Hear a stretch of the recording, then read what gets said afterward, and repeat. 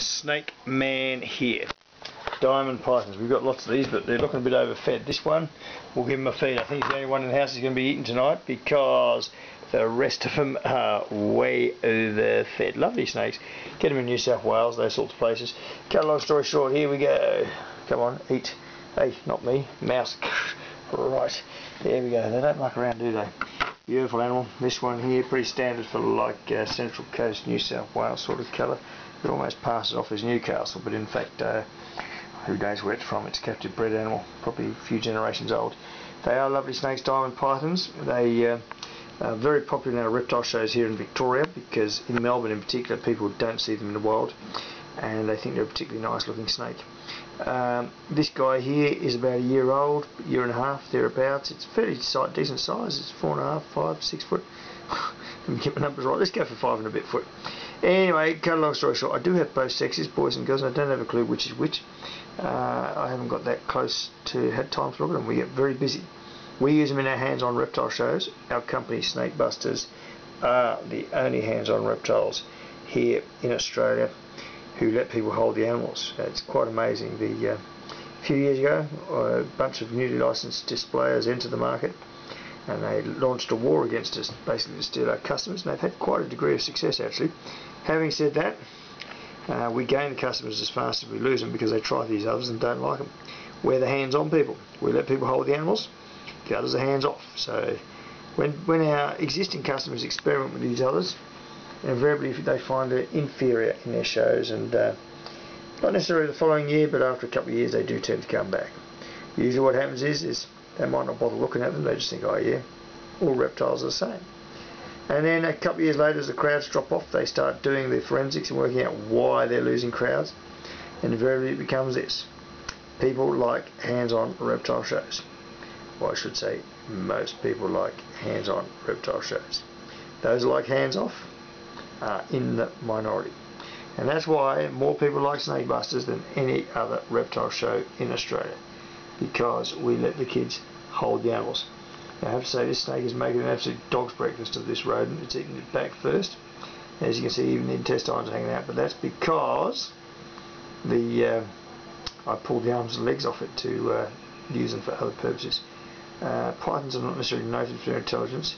This guy will get it down. He will just take some time. He's quite determined to eat. You'd think I haven't fed him for 6 months the way they go for their food, but this particular individual would have eaten about 10-12 days ago. We'd normally feed most of them once a week, a smallish feed, just to tide them over for the week. This guy wasn't fed because we basically just decided to starve everything because we've got a few days off over Christmas. So what we're going to do is just starve them all up till, well, this is a day and a half before Christmas. We've got no shows on for the next couple of days, so we've given them all a feed now, but we don't really want to overfeed them. Our reptiles actually look extremely good. They're not too fat, not too thin, and coming out of spring in particular is very good for them to be in this sort of condition because it is a very hard time of year, and often we'll go for months on end without a day off, and it is we do get insanely busy. You've got no idea. So we often have to starve snakes longer than we really would like to.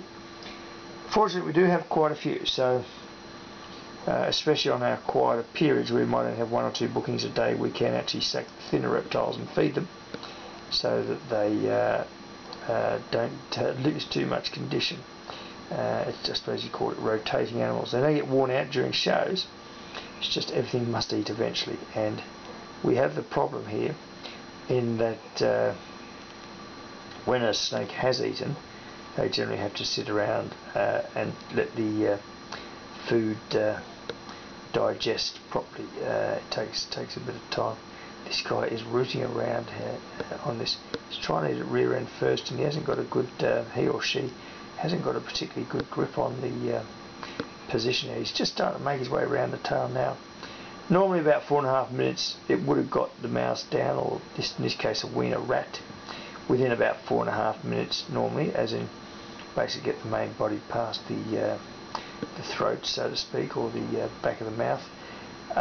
This one has gone slow because it got a bad grip on it when it bit, and it is now just lining up that tail area to go in, and you can see it is actually in the back of the head there moving over the rodent well for probably the first time since it started. You see it's straightening it up and it's pulling the coils over it. I'll try and reverse the camera around so you actually see it moving down the neck. You can see it's actually moving down the neck region. It's a crap digital camera I'm using for this footage, of course, so you're not really getting high quality footage, but it is certainly good enough to see the motions of the snake as it eats. As you can see, it's taken 5.5 minutes in this case to get this far. That's one of the reasons we don't actually feed the snakes at our reptile shows. It can take up to half an hour for a snake to eat it. And I must say, when you've got 5-year-olds, 7-year-olds, even 10-year-olds, they will get bored to death watching a snake eat unless it is real fast.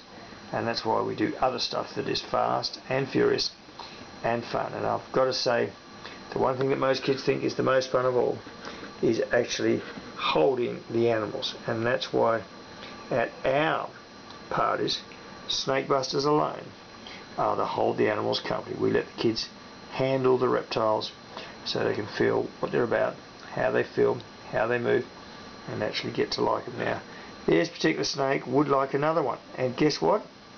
We're going to give it one. Okay, we're going to give it a... Look at how fat this guy is. No, shove it. I think we'll just leave it at the one. Don't want to overfeed it. This guy's probably already overfed. Look at that, it's gone right down already. Look at that, it was pretty quick, 6.5 minutes. You see, that was only about 2 minutes once it straightened it up and it knew what it was doing. Anyway, that's it. We are Australia's best reptiles, the only hands-on people in the country. And I am the Snake Man. Bye now.